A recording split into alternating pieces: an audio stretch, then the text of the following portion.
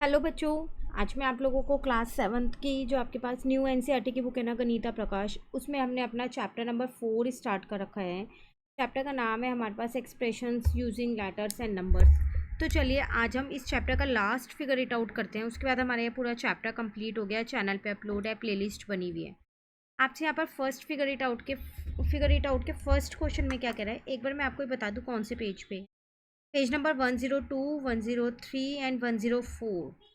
Total 15 question है, 105 तक है, 15 क्वेश्चन है। तो चलिए स्टार्ट करते हैं हम अपना करना यहाँ पर। तो क्वेश्चन नंबर 1 आपसे यहाँ पर क्या कह रहे हैं, 1 plate of jowar roti cost ₹30 and 1 plate of pulao cost ₹20। If X plate of jowar roti and Y plate of pulao were order in a day, which expressions describe the total amount in rupees earn that day. दो चीज़ें दे रखी हैं यहाँ पर, रोटी की cost और पुलाव की cost. ठीक है, आपसे यहाँ पर क्या कह रहा है कि अगर 1 प्लेट रोटी लेते हो तो 30 रुपये हैं और पुलाव की लेते हो तो 20 रुपये हैं।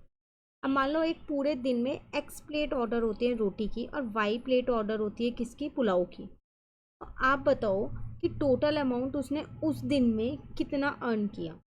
तो X प्लेट ऑर्डर होती हैं और 1 प्लेट की कॉस्ट है ₹30, तो 30x तो टोटल रोटी की कॉस्ट हो गई, है ना।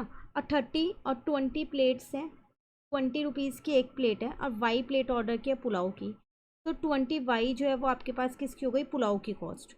तो फाइनली आपका यही आंसर है। तो इसमें इसका मतलब ए इसका आंसर है। एक तरीके से MCQ वाला क्वेश्चन था। ठीक है, नेक्स्ट क्वेश्चन नंबर 2 है कि रे पुष्पाति sells 2 type of flowers on Independence Day. गलत, 2 तरीके के फ्लावर्स सेल होते हैं इंडिपेंडेंस डे पे, वो सेल करती हैं, चंपाक and marigold.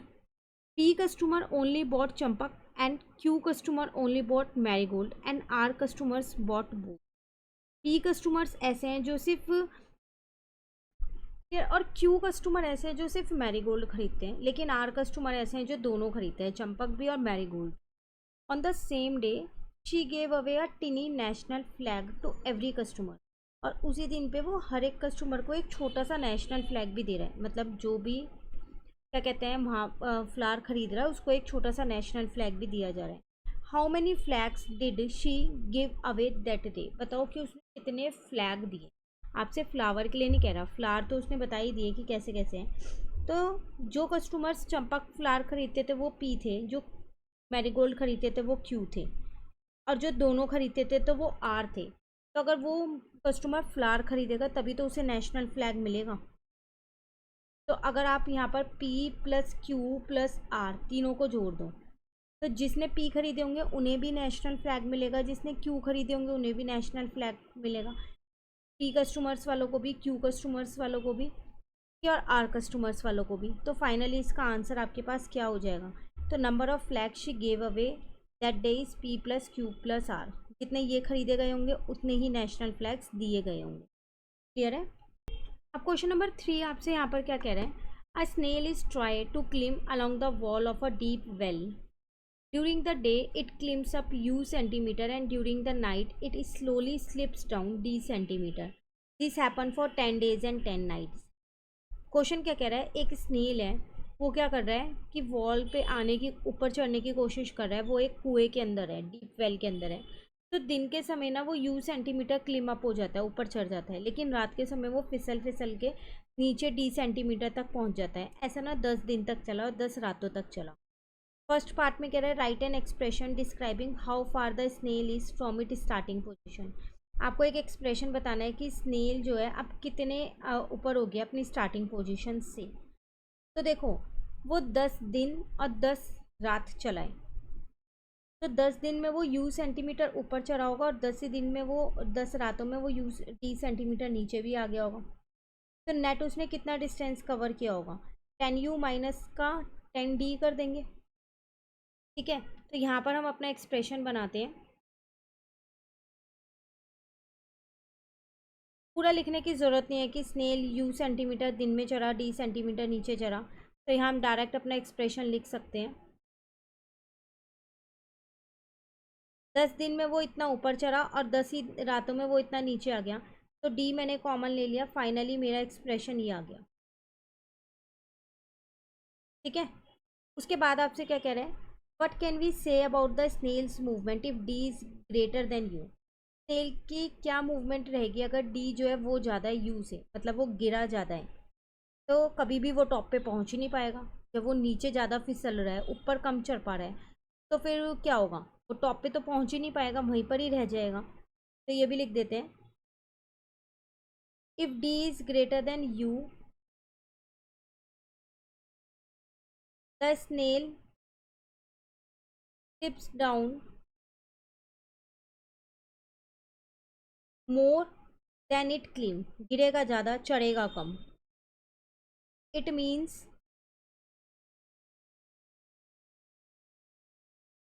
The snail will never reach the top, वो कभी भी टॉप पे नहीं पहुंच पाए। क्लियर। चलिए क्वेश्चन नंबर 4 पे आते हैं। Radha is preparing for a cycling race and practice daily. The first week she cycled 5 kilometers every day. Every week she increases the daily distance cycle by z kilometer. How many kilometers would Radha have cycled after 3 weeks? कह रहा एक girl है राधा, वो cycling race के लिए अपने आप को प्रिपेयर कर रही है। तो वो डेली क्या कर रही है, फर्स्ट वीक में she cycle 5 kilometre every day. Starting के फर्स्ट वीक में उसने हर दिन 5 किलोमीटर साइकिल चलाई। अब हर वीक वो इस डिस्टेंस को बढ़ा रही है, हर दिन नहीं बढ़ा रही, हर वीक बढ़ा रही है जेड किलोमीटर। तो बताओ 3 हफ्तों में उसने कितना किलोमीटर जो है वो ट्रैवल किया होगा, वो आपको बताना है प्रैक्टिस के लिए। तो फर्स्ट वीक में वो कह रही है 5 किलोमीटर है हर दिन, तो 35 किलोमीटर हो गया पूरे फर्स्ट वीक में। 5 × 7 कर दिया मैंने, क्योंकि एक वीक में 7 डेज होते हैं 1 वीक। ठीक है, तो हम इसको यहाँ पर करते हैं। तो in first week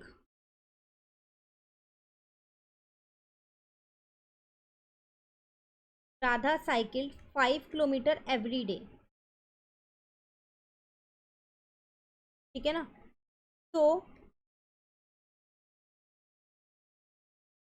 she cycle 5 × 7 is equals to 35 kilometre in first week. पूरे वीक में उसने इतना ट्रेवल किया।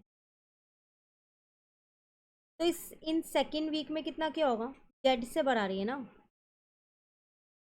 तो in second week Radha cycle 35 plus Z kilometre, sorry 35 plus Z नहीं होगा, उसने आपको क्वेश्चन में बोला था she increases the daily distance. Daily distance वो बढ़ा रही है, वीकली नहीं बढ़ा रही। तो फिर हम यहाँ पे क्या लिखेंगे, in second week Radha cycle 5 plus Z kilometre every day. हर दिन वो इतना कर रही है, तो फिर वो पूरे पूरे सेकेंड वीक में कितना करेगी। तो she cycled 7 × 5 plus Z kilometre in second week. ठीक है ना। तो कितना हो जाएगा, तो आंसर आ जाएगा आपके पास 35 प्लस 7 जेड किलोमीटर। क्लियर। अब थर्ड वीक पे आ जाओ। तो in third week Radha cycle अब थर्ड वीक में कितना करेगी, एक और जेड बढ़ गया, 5 plus Z kilometre every day. तो 5 + 2 जेड हो गया ना। तो फिर तो शी साइकिल्ड कितना हो जाएगा, 7 5 + 2 Z equals to 35 + 14 Z in second week. पूरे वीक में उसने इतना ट्रेवल किया, sorry in third week not second week. है ना। वो नेक्स्ट वीक के हर दिन में जेड बढ़ाया, फिर थर्ड वीक के हर दिन में जेड बढ़ाया। आपको बताना था टोटल उसने कितना किलोमीटर किया। तो number of kilometre cycled in 3 week. पहले वीक में तो फिक्स था, क्योंकि वो 5 किलोमीटर हर दिन कर रही थी, तो 35 आ गया था। सेकेंड वीक का आपके पास आया था 35 प्लस का 7 जेड। ठीक है, और थर्ड वीक का आया था आपके पास 35 प्लस का 14 जेड। थर्ड वीक में उसने इतना ट्रेवल किया था। तो ब्रैकेट्स को ओपन कर लेते हैं। 35 plus 7 Z plus 35 plus 14 Z. ठीक है, तीनों को प्लस करोगे 35 35 35 को तो 105, और यहाँ आ जाएगा 21 जेड किलोमीटर। तो तीनों वीक का मिला के उसने इतना ट्रेवल किया है। क्लियर है? चलिए अब आते हैं अपने नेक्स्ट क्वेश्चन पे। क्वेश्चन नंबर 5 है आपके पास। In the following figure observe how the expression w plus 2 become 4w plus 20 along one path. Fill the missing blank on the remaining paths. The ovals contain expression and the box contain operation. यहाँ पर आप देख रहे हो आपको कुछ ही vowels दे रखे हैं और जो बॉक्स दे रखे हैं इसमें एक्सप्रेशन है, ओवल्स में एक्सप्रेशन है और बॉक्स में ऑपरेशन है कि मल्टीप्लाई करना है, प्लस करना है, माइनस करना है, डिवाइड करना है, ये है। ठीक है, एक पाथ बना हुआ है ये। इसने आपको बोला कि आपने देखा कि जो ये w प्लस 2 है ये कैसे 4w प्लस 20 बन गया। तो कैसे बन गया, इसमें इन्होंने पहले प्लस का 3 किया तो 2 प्लस 3 5 हो गया। अब 4 से इंटू कर दिया इस पूरे एक्सप्रेशन को तो ये आ गया। अब यहाँ पर आपसे कह रहे हैं कि इस वाले एक्सप्रेशन को क्या करो, आप 3 से इंटू कर दो। तो कर दो, तो 3w माइनस का 9 हो जाएगा। ये 3 3 जा 9 हो गया। ठीक है, अब इस वाले एक्सप्रेशन को तो आपको 4 से इंटू करके आपने ये लिख दिया। यहाँ पर एक्सप्रेशन लिखने अब आपको खुद से। तो इस वाले एक्सप्रेशन में क्या करो, w प्लस 2 में 8 माइनस कर दो। तो आपके पास यहाँ पर एक्सप्रेशन आ जाएगा w माइनस 6। अब इसमें माइनस 4 कर दो तो ये आ जाएगा w माइनस 10। कि माइनस 6 माइनस 4 माइनस 10 हो गया। अब यहाँ पर हो, फिर इस वाले एक्सप्रेशन में प्लस 3 कर दो तो w प्लस 5 हो जाएगा। ठीक है, अब इसको आपको क्या करना है, यहाँ पर 4 से इंटू करना है तो 4w प्लस 20 हो जाएगा आपके पास। लेकिन आपको क्वेश्चन में यहाँ पर लिख के दिया हुआ है कि 3w माइनस 6 होगा, पर यहाँ पर लिखा है कि आपको प्लस 3 करना ही करना है। तो इसमें या इसमें कहीं ना कहीं मिस, एक बार आप अपनी टीचर से कंफर्म कर देना। बुक के अकॉर्डिंग जो लिखा हुआ था वो मैंने आपको बता दिया कि उस अकॉर्डिंग w प्लस 2 में 3 को प्लस करेंगे तो w प्लस 5 ही होगा, और उसमें 4 से इंटू करेंगे तो यही आएगा। क्लियर है? चलिए नेक्स्ट आपसे क्या कह रहे हैं क्वेश्चन नंबर 6 में। A local train from Yapur to Wahapur stop at 3 stations at equal distance along the way. The time taken in minute to travel from one station to next station is same and denoted by T. कह रहे एक local train है, वो एक जगह से दूसरी जगह जा रही है, यहाँपुर टू वहाँपुर जा रही है। तो वो 3 स्टेशन पे रुकती है और इक्वल डिस्टेंस है 3। Time taken in minutes to travel one station to next same है, मतलब फर्स्ट स्टेशन से सेकंड स्टेशन, सेकंड से थर्ड का टाइम सेम है और हमने उसको टी से डिनोट किया है। The train stop for 2 minute, 2 minute के लिए रुकती है तीनों स्टेशन पे, मतलब पहले स्टेशन पे 2 मिनट, दूसरे पे 2 मिनट, तीसरे पे 2 मिनट, तीनों पे ईच पे 2-2 मिनट के लिए रुकती है।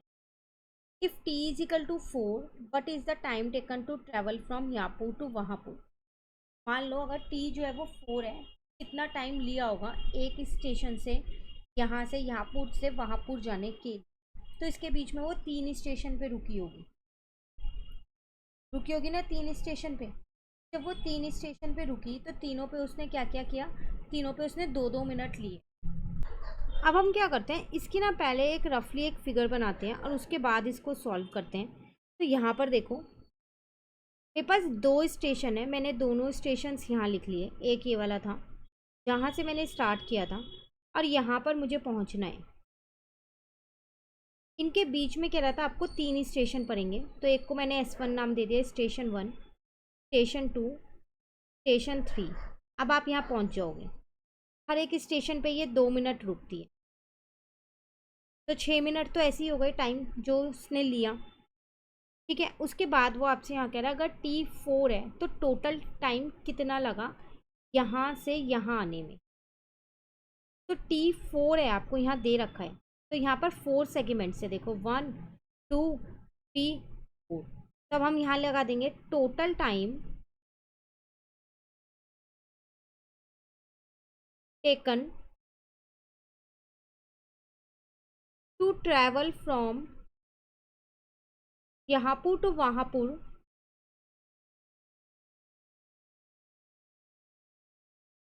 इज इक्वल्स टू 4t, क्योंकि 4 सेगमेंट्स हैं आपके पास ट्रैवल करने के लिए, प्लस हर स्टेशन पे आप 2 मिनट रुके हो और 3 स्टेशन है बीच में, 3 × 2। अब t की वैल्यू मुझे 4 दे रखी है, मैंने 4 पुट कर दी, तो 16 प्लस का 6 हो गया। तो इसका मतलब टोटल टाइम आपको 22 मिनट्स लगे हैं। क्लियर है? अब आपसे वो आगे क्या कह रहे हैं यहाँ पर, right what is the algebraic expression for the time taken to travel from यहाँपुर टू वहाँपुर। अब आपको इसका एल्जेब्रिक एक्सप्रेशन बताना है। तो सिंपल है, एल्जेब्रिक एक्सप्रेशन तो हमने यहाँ पर भी बना ही लिया है एक तरीके से। तो time taken to travel from one station to another हमने टी माना था और 4 सेगमेंट थे, तो हम अब यहाँ लिख देते हैं time taken to travel from one station to another, वो हमारे पास क्या है यहाँ पर टी है, और देयर आर 4 सेगमेंट, 4 सेगमेंट्स है। स्टेशन पे आप 2-2 मिनट के लिए रुक रहे हो, 3 बार रुक रहे हो, एंड 3 स्टॉप्स हैं आपके पास बीच में जिन पे आप 2-2 मिनट के लिए रुक रहे हो। ठीक है, तो एल्जेब्रिक एक्सप्रेशन आपका क्या बन जाएगा यहाँ पर,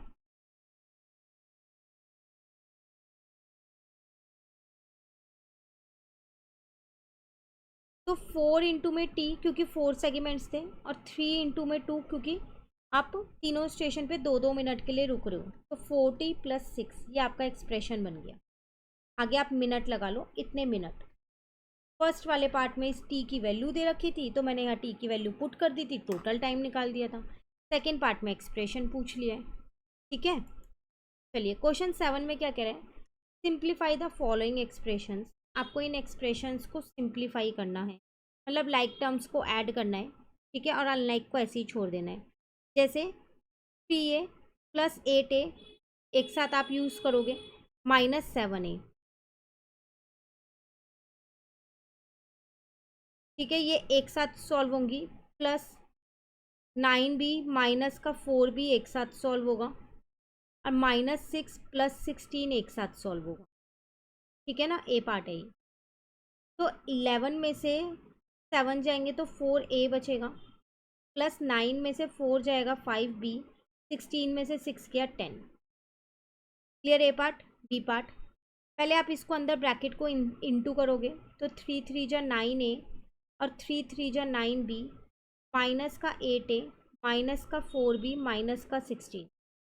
अब 9a और माइनस का 8a एक साथ सॉल्व करोगे, और माइनस का 9b और माइनस का 4b एक साथ, और -16 ऐसी है, तो यहाँ a आ जाएगा, माइनस का 13b और माइनस का 16 आपका आंसर।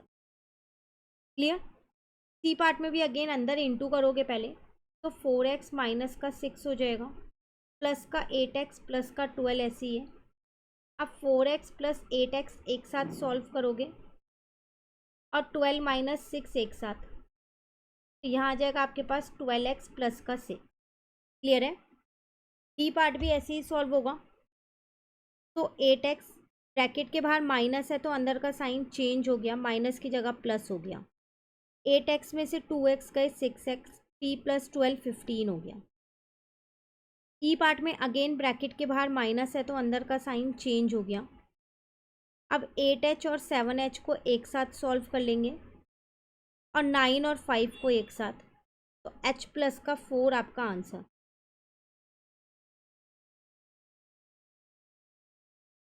क्लियर है। चलिए एफ पार्ट, फिर यहाँ पर पहले 4 को अंदर इंटू करेंगे, तो 4 6 जा 24m, 4 3 जा 12n, माइनस का 8n, माइनस का 3m, माइनस का 18 ऐसी है। लाइक टर्म्स देखो कौन कौन सी है, 23 और 18 को एक साथ ले लो, प्लस 24m और 3m एक साथ ले लो, प्लस -12n और -8n एक साथ ले लो।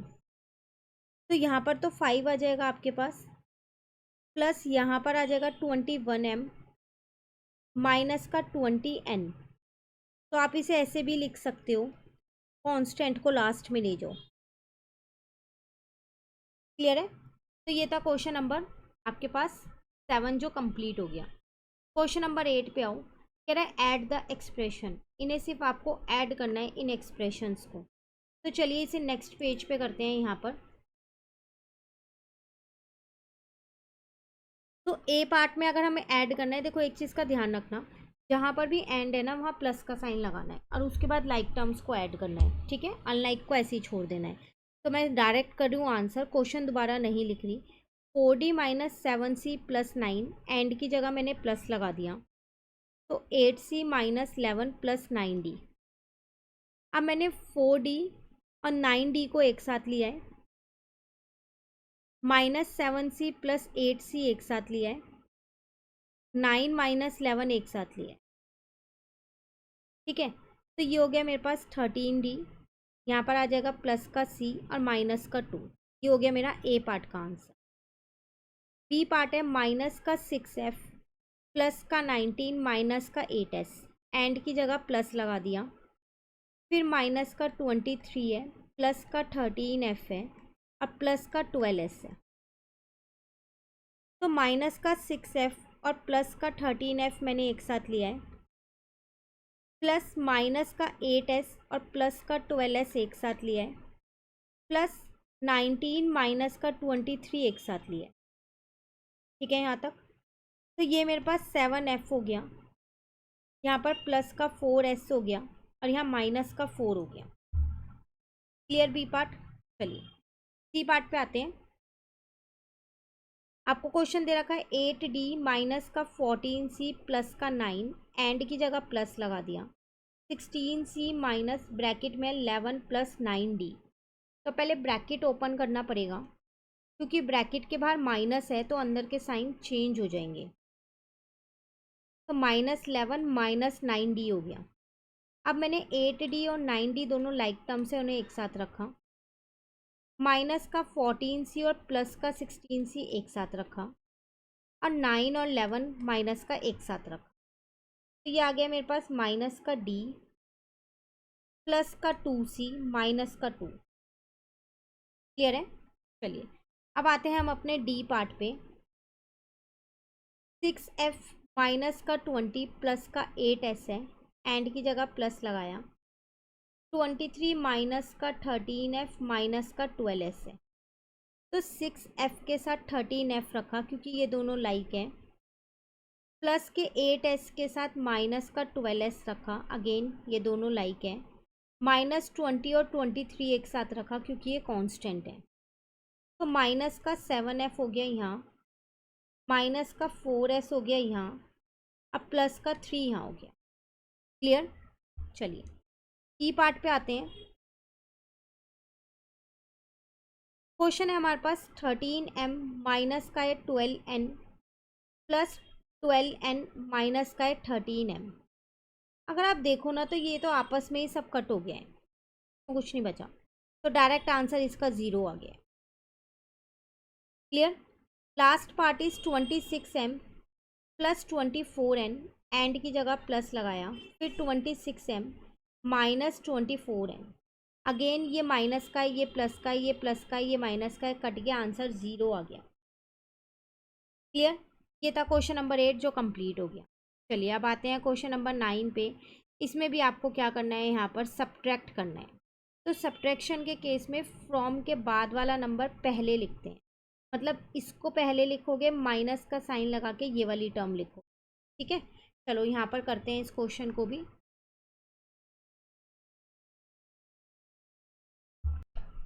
ए पार्ट है हमारे पास यहाँ पर, तो मैंने फ्रॉम के बाद वाला जो एक्सप्रेशन था उसको पहले लिख लिया, माइनस डाल के फ्रॉम के पहले वाला एक्सप्रेशन लिख दिया।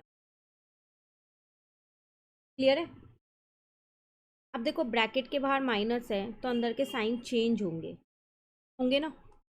तो 9A प्लस का हो गया 6b और माइनस का 14 हो गया। तो लाइक टर्म्स हो गई मेरे पास 6a और 9a, 9b और 6b साइन के साथ यूज़ करना, और -18 और माइनस का 14। ठीक है, तो यहाँ पर आ जाएगा माइनस का 3a, के बाद यहाँ पर आ जाएगा 15b और माइनस का 32। तो ये आपका आंसर हो गया ए पार्ट का। अब हम आते हैं अपने बी पार्ट पे। अगेन मैंने फ्रॉम के बाद वाला एक्सप्रेशन यहाँ पहले लिख दिया, माइनस डाल के फ्रॉम से पहले वाला जो एक्सप्रेशन था वो यहाँ पर लिख दिया। ठीक है, ब्रैकेट ओपन करेंगे तो साइन को चेंज करेंगे, तो यहाँ पर चेंज कर देते हैं। ये माइनस का 15x था अब आपके पास, तो जब बाहर आएगा तो ये प्लस का 15x हो गया, माइनस का 13 प्लस का 9y हो गया। तो 7y और 9y को एक साथ सॉल्व करेंगे, तो 7y प्लस का 9y लाइक टर्म्स है, px प्लस का 15 लाइक टर्म्स है, और माइनस का 10 और माइनस का 13 लाइक टर्म्स है। तो ये हो गया 16y, ये हो गया 18x, और ये हो गया 23 माइनस का। क्लियर है बी पार्ट। चलिए अब आते हैं हम अपने सी पार्ट पे। अगेन फ्रॉम के बाद वाला नंबर मैंने एक्सप्रेशन मैंने पहले लिख दिया, माइनस डाल के पहले वाला एक्सप्रेशन लिख दिया, 17g प्लस 9 माइनस 7h। अब हम क्या करेंगे, नेक्स्ट स्टेप में ब्रैकेट को ओपन करेंगे तो साइन को चेंज कर देंगे। ठीक है, अब माइनस का 10g और माइनस का 17g एक ब्रैकेट में हो गया, प्लस का 3h प्लस का 7h एक ब्रैकेट में, और 11 और माइनस का 9 एक ब्रैकेट में। तो आपका आंसर कितना आ गया, माइनस का 27g प्लस का 10h प्लस का 2। क्लियर। चलिए डी पार्ट पे आते हैं। तो 6a माइनस 9b प्लस 18, यहाँ ऑलरेडी एक ब्रैकेट है, माइनस डाल के फ्रॉम के पहले वाला नंबर मैं यहाँ लिख रही हूँ जो एक्सप्रेशन है, 9a माइनस 6b प्लस 14, ये भी ब्रैकेट में ही लिखूँगी। तो यहाँ दो ब्रैकेट है, जब ब्रैकेट ओपन होगा तो साइन चेंज होगा क्योंकि बाहर माइनस है, जितने भी ब्रैकेट के बाहर माइनस हो हर में चेंज होता है। ठीक है, यहाँ आ जाएगा प्लस का 6 माइनस का 14। तो 6a और 9a मेरे पास लाइक टर्म्स हैं, माइनस का 9b और 6b मेरे पास लाइक टर्म्स हैं, माइनस का 18 और माइनस का 14 लाइक टर्म, माइनस का 3a यहाँ पर आ गया, माइनस का 3b यहाँ पर आ गया। ठीक है, उसके बाद माइनस का 32 आ गया। तो ये था आपके पास डी पार्ट। अब ई और एफ पार्ट आपके पास होमवर्क में है, ये आप खुद से कीजिएगा, जल्दी से करिए और कमेंट करके मुझे आंसर बताइए। तो देखते हैं कितने बच्चों के आंसर सेम आ रहे हैं। वैसे तो सबके ही सेम आने चाहिए, जो सही आंसर होगा तो वो सबका सेम ही आएगा। ठीक है, तो जल्दी से कमेंट करके ज़रूर बताइएगा। चलिए क्वेश्चन नंबर 10 पे आते हैं। Describe situation corresponding to the following algebraic expression. अब आपको यहाँ दो एल्जेब्रिक एक्सप्रेशन दे रखे हैं, आपसे कह रहे हैं इनकी सिचुएशन आपको बतानी है, मतलब स्टेटमेंट बतानी है। 8x plus 3y 15x minus का 2y है। तो चलो यहाँ पर करते हैं इसको। 8x प्लस का 3y है, एक बार दोबारा चेक करते हैं। 8x प्लस का 3y है। तो मैंने यहाँ पर एक सिचुएशन लिख दी, रमेश बाइस 8 pencil each costing rupees x and 3 pens each costing rupees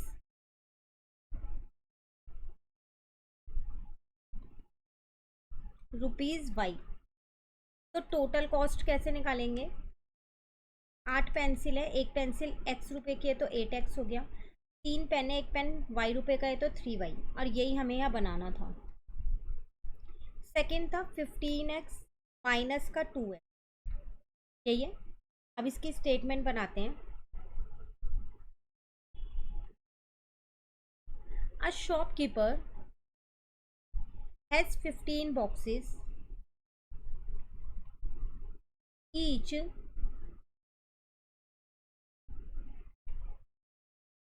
containing x apples.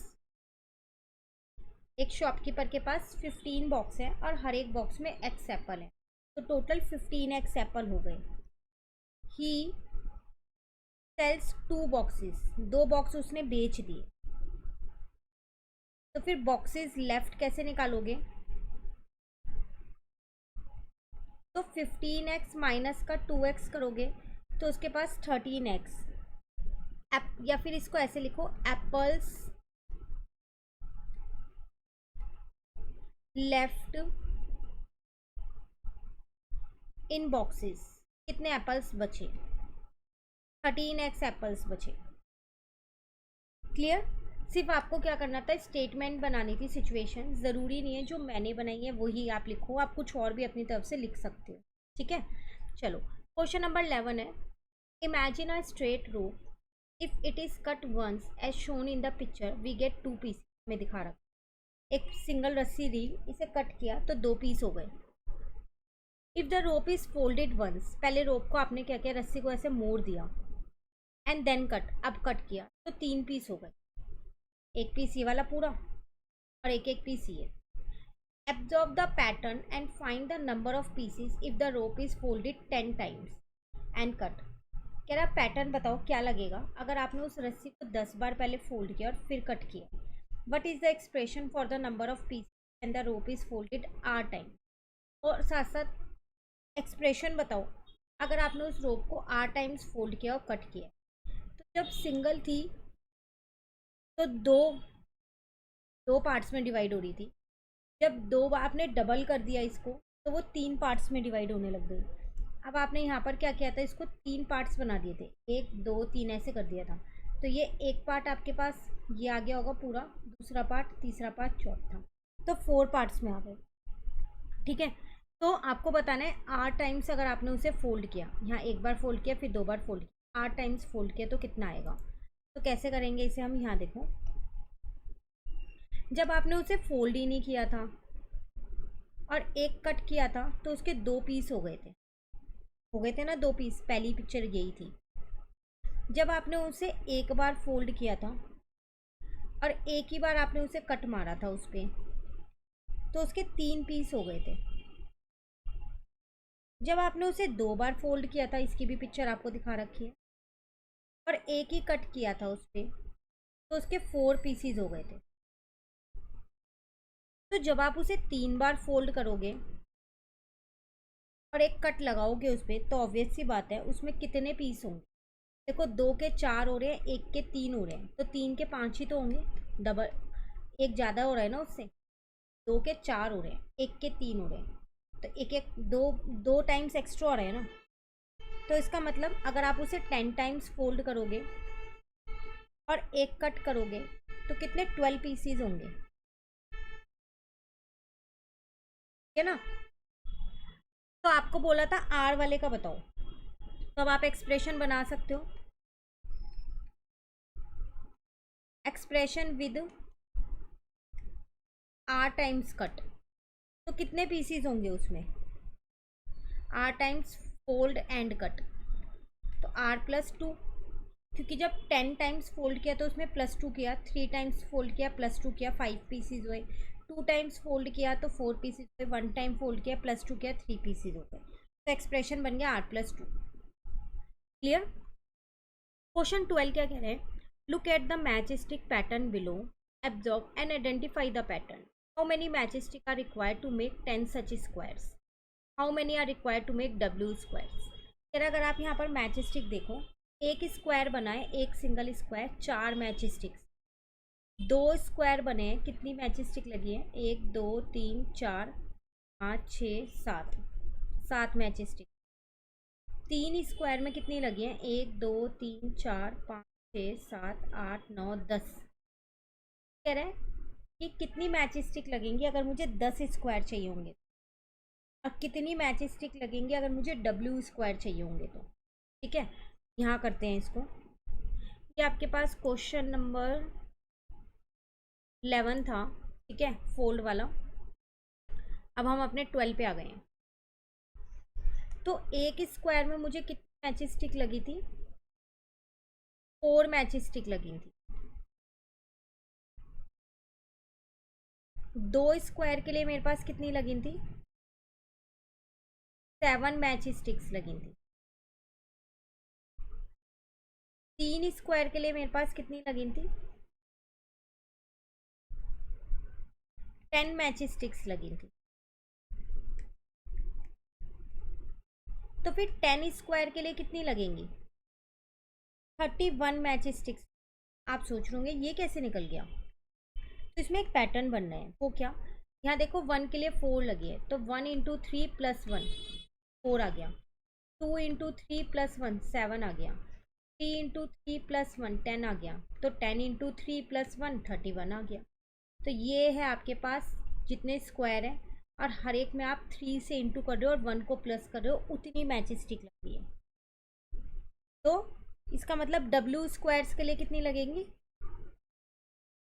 अब आप बता सकते हो, डब्ल्यू इंटू 3 प्लस 1, जिसको आप 3W प्लस 1 लिख सकते हो। क्लियर? चलिए, क्वेश्चन नंबर 13 है। Have you notice how the colours change in a traffic signal? क्या आपने कभी नोटिस किया है कि कैसे कलर्स चेंज हो रहे हैं ट्रैफिक सिग्नल पे? The sequence of colour changes shown below. वो सीक्वेंस ये दे रखा है, मतलब रेड 1 पे है, उसके बाद सीधा 5 पे आया है, येलो 2 पे है तो 4 पे, फिर 3, रेड येलो ग्रीन के बाद ग्रीन येलो आ गया, फिर रेड आ गया, फिर ग्रीन आएगा। Find the colour at position 90, 190 and 343।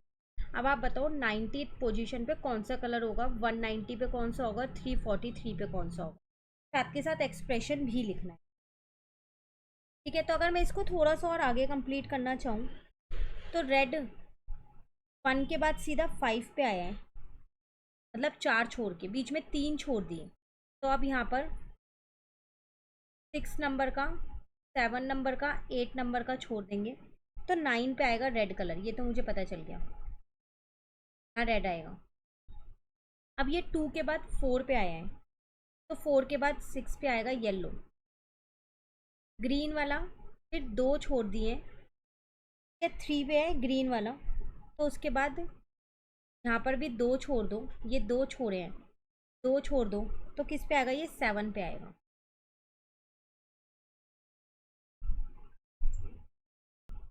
ठीक है, तो ये 7 नंबर है। 8 नंबर पे फिर दोबारा येलो आ जाएगा, क्योंकि वो तो एक एक छोड़ के ही आ रहे हैं ना। तो 2 4 6 8, अब येलो वाला फिर यहाँ पर आ जाएगा 10 पे। ठीक है, अब 11 पे क्या आएगा, 11 पे आएगा आपके पास ग्रीन वाला। तो अब ग्रीन वाला ध्यान से देखो, पहले 3 पे आया, फिर 7 पे आया, फिर 11 पे आया। तो पहले इसके बीच में 1 2 3 नंबर थे, फिर इसके बीच में 1 2 3 नंबर है, 3 3 के गैप में आ रहे हैं। ठीक है, तो हम इसको यहाँ पर लिख लेते हैं एक बार, इन सब चीज़ों को जो भी मैंने आपको समझाया। रेड की पोजीशन हमारे पास क्या रही, वो पहले फर्स्ट नंबर पे था, उसके बाद 5th पे आ गया, फिर 9th पे आ जाएगा, फिर 13th पे, ऐसे चलता जाएगा। जो येलो की पोजीशन है हमारे पास, वो क्या थी,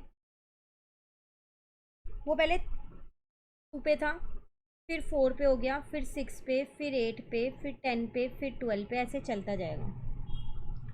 जो ग्रीन की पोजीशन थी हमारे पास, वो क्या थी, पहले वो 3 पे थी, फिर 7 पे, फिर 11 पे, फिर 15 पे, ऐसे चलती गई। ठीक है, तो अगर मैं इनके एक्सप्रेशन सोचूं बनाने की, तो कैसे बनाऊंगी ताकि मैं बाकी के नंबर्स के भी पोजीशंस निकाल सकूं। एक्सप्रेशन फॉर रेड कलर, तो 1 के बाद 5 है, तो आप देख रहे हो इसमें क्या किया है इन्होंने, first position, 5th position, 9th position है। मैं इसको लिख सकती हूँ 4R माइनस का 3, R मेरे पास पोजीशन है यहाँ पर,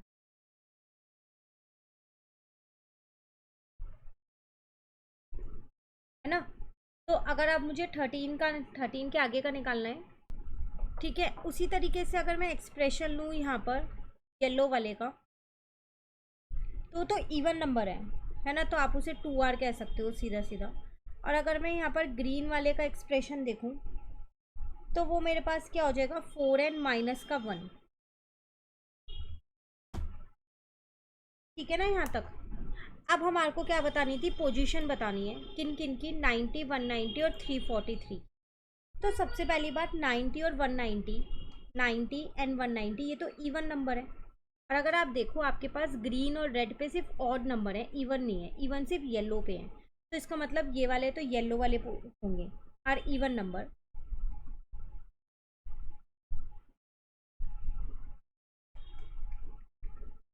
तो इसका मतलब ये आपके पास येलो होंगे। तो आपसे क्या कह रहा था, write the expression to describe the position, find the colour. It means 90 and 190 are yellow in color।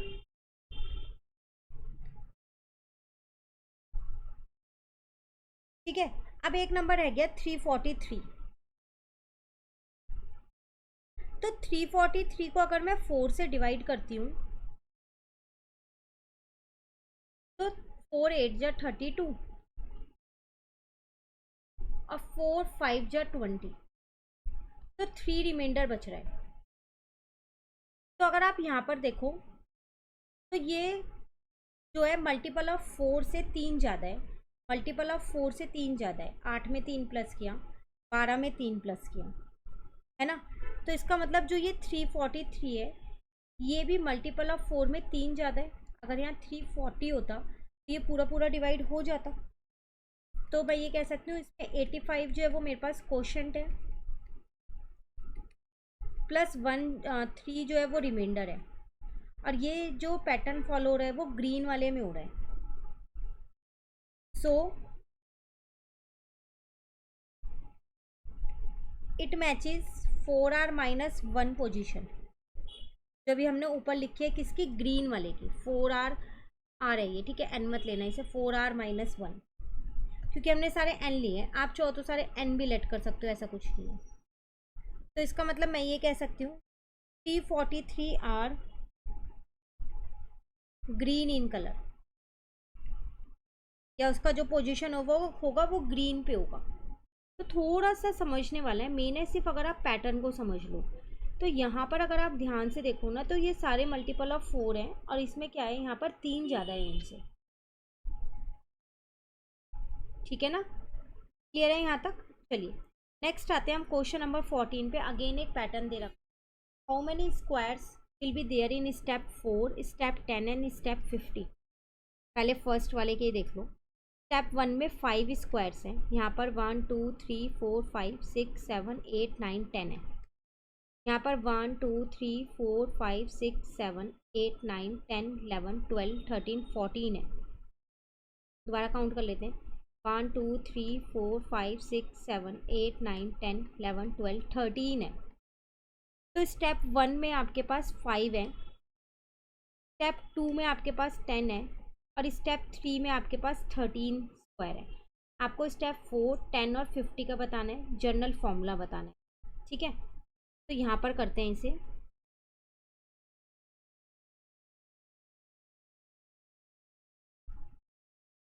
Number of squares in step 1 तो 5 है, number of squares in step 2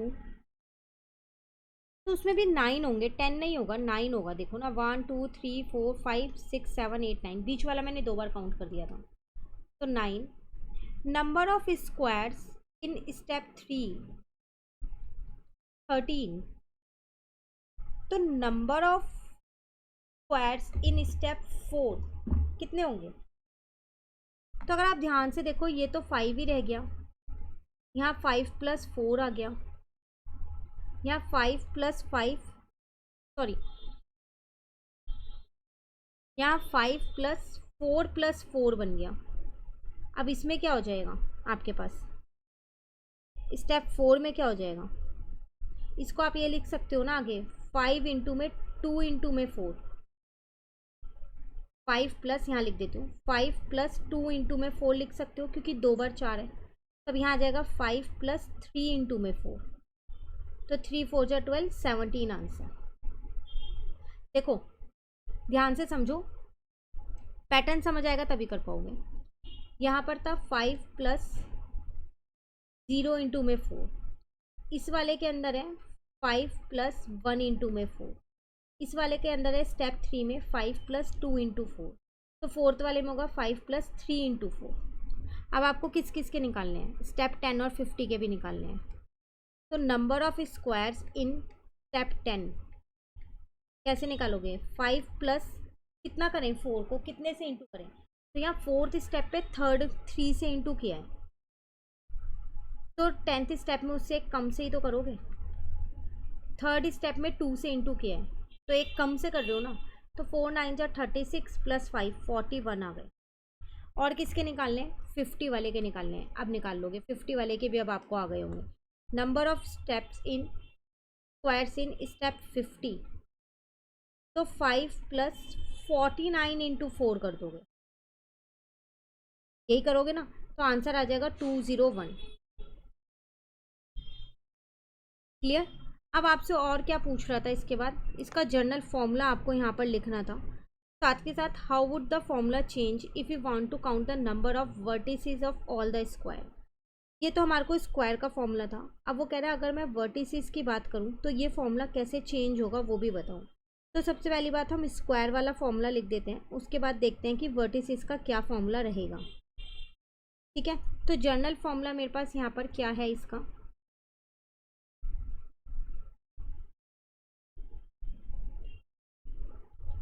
तो 5 प्लस n माइनस 1 इंटू में 4, जबकि n क्या है आपके पास, number of steps हैं।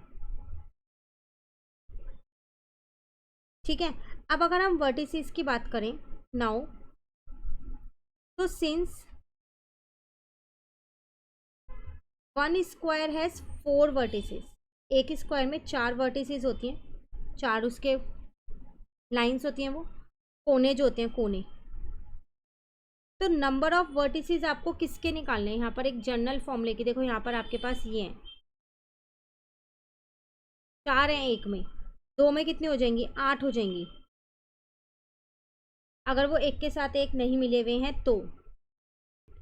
ठीक है ना। अब देखो यहाँ पर एक कोना, 2 कोना, 3 कोने, 4 कोने, लेकिन इस वाले में ये वाला कोना इससे मिल रहा है, तो इसमें सिर्फ 3 ही कोने रह गए। फिर ये वाला इससे भी मिल रहा है, तो नंबर ऑफ वर्टिसेस हम कैसे निकालेंगे, अब यहाँ पर एक में 4 है, तो अगर मैं इसके सारे काउंट करूँ तो कितने वर्टिसेस है, इसमें 20 वर्टिसेस है, एक में 4 है ना, तो 5 इंटू 4 20 हो जाएगा। तो vertices in step 1 20, vertices in step 2 कितना हो जाएगा 36, क्यों, क्योंकि 9 है, तो 9 को 4 से इंटू करोगे 36 हो जाएगा। वर्टिसेस इन स्टेप 3 तो 52 हो गया। तो जर्नल फॉर्मूला क्या हो गया इसका, वो हो गया 16n प्लस 1, मतलब n क्या है यहाँ पर, जो ये n है स्टेप्स है, n is equal to number of steps. अब आप देख लो 16 3 जा 48 प्लस का 4 52 आ जाएगा। क्लियर। तो ये था क्वेश्चन नंबर आपके पास 14। एक लास्ट क्वेश्चन 15 रह गया है, कह रहा है numbers are written in a particular sequence in endless 4 column grid. यहाँ पर कह रहा है ये नंबर्स लिखे हुए हैं, एंडलेसली लिखे ही जा रहे हैं, 4 कॉलम ग्रिड है, मतलब 4 बाय 4 का है, 4 रो 4 उसका 4 कॉलम ग्रिड है, ये 4 कॉलम है, रो का कोई एंड ही नहीं है क्योंकि नंबर्स लिखे जा रहे हैं। Give expression to generate all the numbers in the given column 1 2 3 4। आपको एक सिंपली एक्सप्रेशन देना है यहाँ पर। तो फर्स्ट वाले कॉलम में आपको सिर्फ एक जर्नल एक्सप्रेशन बताना है कि give expression to generate all the numbers in the given column. तो आपको कॉलम ही पता है 4 है, क्योंकि रो तो आपको पता ही नहीं है। ठीक है, तो आप जर्नल एक्सप्रेशन कैसे बनाओगे, देखो अगर आप कॉलम 1 में देखो तो 1 5 9 13 ऐसे नंबर्स आ रहे हैं, कॉलम 2 में सारे इवन नंबर हैं 2 6 10 14, और कॉलम 4 में भी इवन नंबर है, कॉलम 3 में 3 7 11, तो गैप आप देख रहे हो इनके अंदर, आप इजीली निकाल पा रहे हो गैप, कॉलम 1 में भी कॉलम उसमें भी 1 से स्टार्ट हुआ है और इसमें 4 4 प्लस हो रहा है हर बार, ठीक है ना। ऐसे ही कॉलम 2 जो है वो आपका 2 से स्टार्ट हुआ है और हर बार क्या हो रहा है इसके अंदर, यहाँ पर 4 प्लस है, यहाँ भी 4 प्लस है, यहाँ भी 4 प्लस है। सेम ऐसे इसमें 3 से स्टार्ट होके हर बार 4 प्लस हो रहा है। सेम ऐसे इसमें 4 से स्टार्ट होके हर बार 4 प्लस हो रहा है। तो अगर हम यहाँ पर इसके जर्नल एक्सप्रेशन की एक बात करें तो सबसे पहली बात मैं यहाँ पर लिख देती हूँ, let R be the number of rows, क्योंकि मुझे नंबर ऑफ रो नहीं पता है कितनी है, तो मैंने उन्हें आर मान लिया। तो कॉलम 1 के अगर मैं एक्सप्रेशन की बात करूँ यहाँ पर,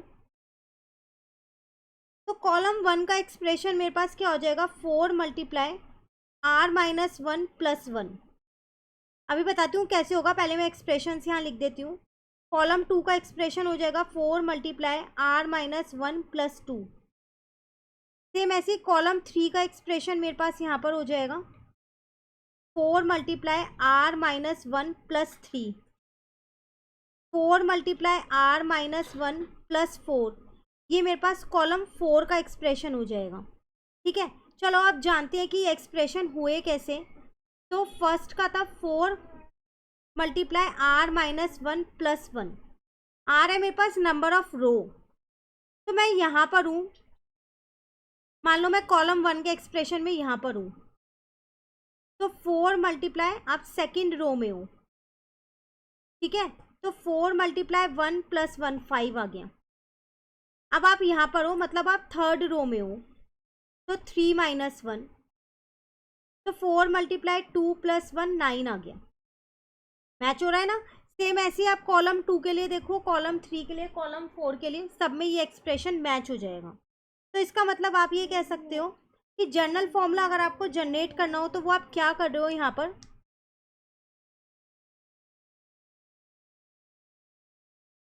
general formula to generate all numbers, सारे नंबर्स निकालने हो तो उसका जर्नल फॉर्मूला आप क्या लिख रहे हो, 4 मल्टीप्लाई आर माइनस 1, या 1 2 3 4 है, या आप कॉलम ही तो लिख रहे हो 1 2 3 4, तो प्लस सी, और सी क्या डिनोट कर रहा है, नंबर ऑफ कॉलम, आर क्या डिनोट कर रहा है, नंबर ऑफ रो। क्लियर हो गया फर्स्ट पार्ट। सेकेंड पार्ट में कह रहा है in which row and column will the following number appear, ये नंबर्स किन रो और कॉलम में अपीयर होंगे। तो नंबर्स देख लो क्या क्या है, 124 147 एंड 201 है। तो यहाँ पर करते हैं हम अपना बी पार्ट।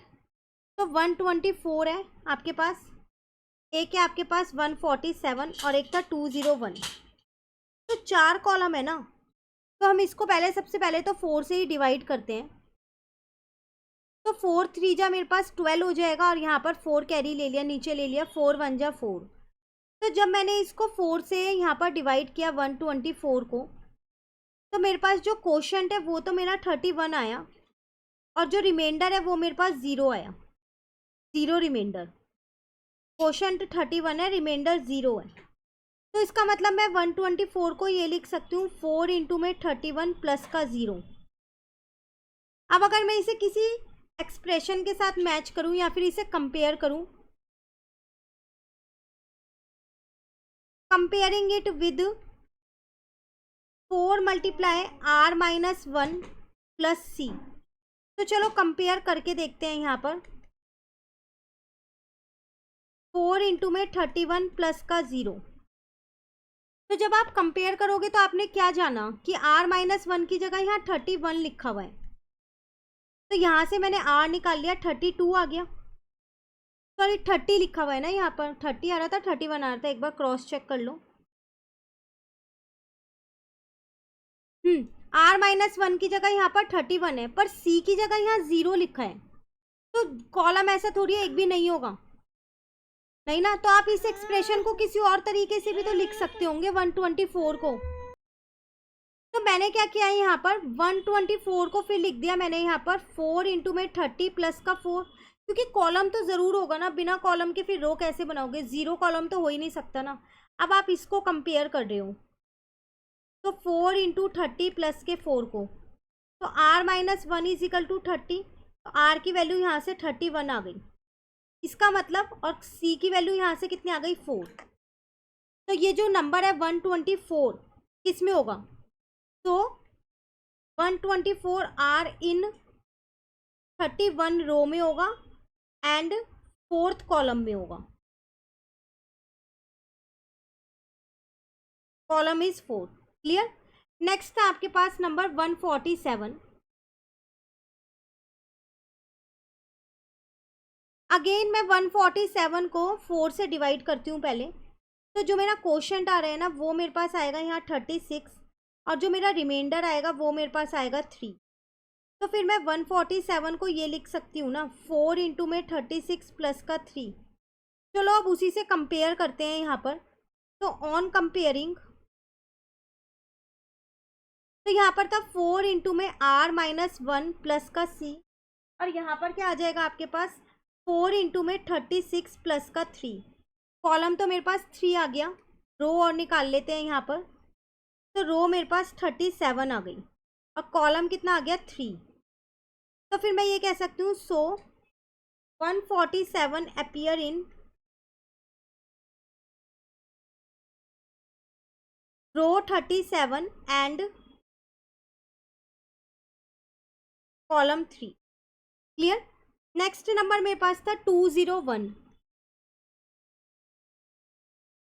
अब इसको मैं क्या करती हूँ 4 से डिवाइड करती हूँ।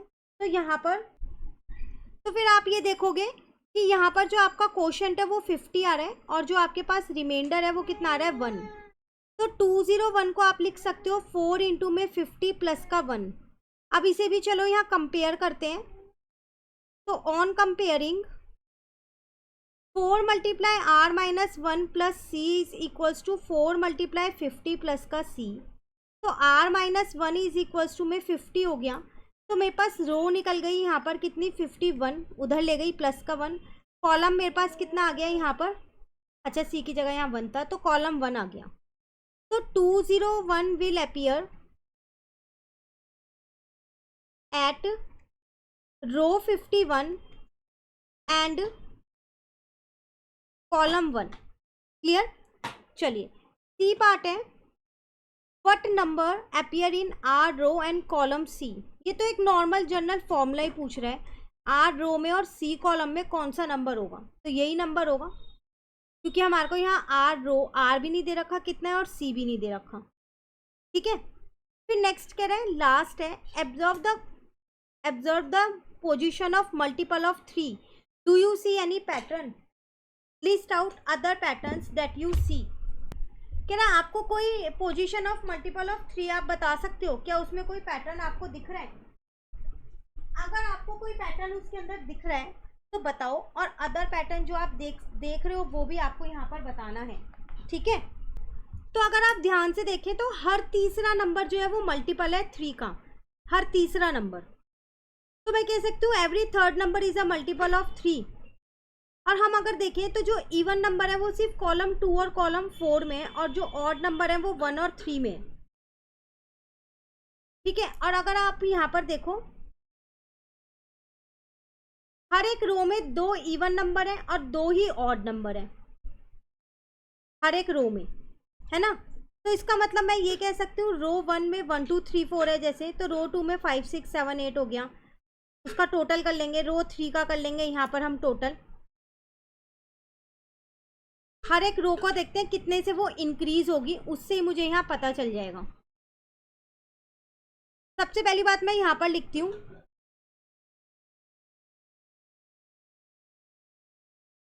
Every third number is a multiple of 3।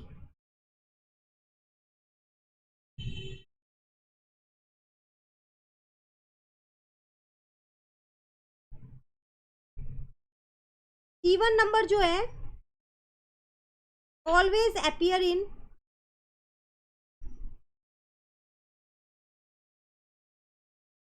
Second and fourth column. ठीक है। और जो ऑड नंबर है वो odd numbers always appear in first and third column. और हर एक रो में every row has 2 odd numbers and 2 even numbers. तो अगर हम सम करें यहाँ पर रो 1 का, तो 1 + 2 + 3 + 4 10 हो जाएगा. अगर मैं रो 2 का सम करती हूँ तो 5 + 6 + 7 + 8 हो जाएगा 26. और अगर मैं रो 3 का सम करती हूँ तो 9 + 10 + 11 + 12 42. आप देख रहे हो यहाँ पर 16 से इंक्रीज हुआ, यहाँ भी 16 से. तो हर एक रो, तो sum of each row increased by 16. यही यहाँ पर पैटर्न है कि हर एक रो का सम जो है वो 16 से इंक्रीज हो रहा है. वही कह रहा था ना, आप पैटर्न बताओ. पोजीशन पूछी थी तो हमने पोजीशन बता दी कि मल्टीपल ऑफ 3 जो है वो हर तीसरे नंबर पे है, वो हमने यहाँ पर लिख दिया. उसकी पोजीशन हमने यहाँ बता दी. हर थर्ड नंबर जो है वो मल्टीपल ऑफ 3. उसके बाद कह रहा था कि इसमें आप कोई पैटर्न देख रहे हो, जो पैटर्न देख रहे हो वो बताओ. तो पैटर्न यहाँ पर ये हो रहा है कि हर एक रो का जो सम है वो 16 से इंक्रीज हो रहा है. क्लियर? तो आज हमारे पास ये वाला चैप्टर पूरा कंप्लीट होता है. अब नेक्स्ट क्लास में आपको कौन सा चैप्टर करना है जल्दी से कमेंट करके बता दीजिएगा ताकि उसकी वीडियोस आपको मिलने लगे. तो चैप्टर 1, 2, 3, 4 चैनल पे अपलोड हो गए हैं, आप वहाँ से उन चैप्टर्स को कवर कर सकते हैं. फ्रेंड्स के साथ इस चैनल को ज़रूर शेयर कर दीजिए. वीडियो अच्छी लगे तो लाइक ज़रूर करना. Thank you.